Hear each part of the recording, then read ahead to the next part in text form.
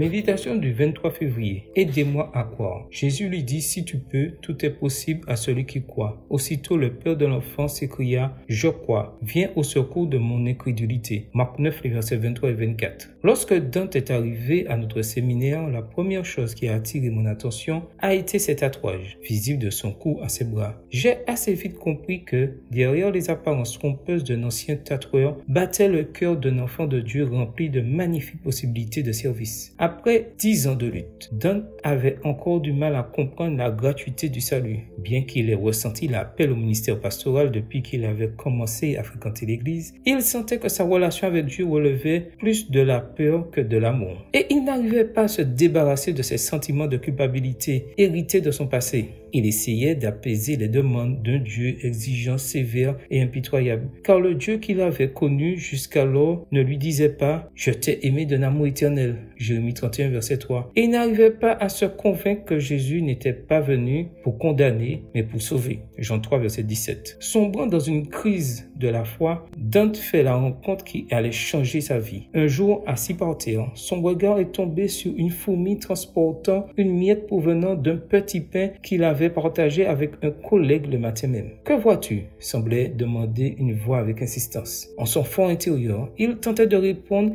qu'il n'avait rien vu. Mais la question « Que vois-tu » ne cessait de l'interpeller. Cédant à son malaise, il répondit à Dieu qu'il le voyait comme quelqu'un capable de s'occuper d'une simple fourmi, mais qu'il ne le voyait pas agir dans sa vie et qu'il ne pouvait pas lui faire confiance. Après s'être confié à Dieu, il osa enfin lui dire ce qu'il ressentait vraiment. « Père, viens au secours de mon incrédulité.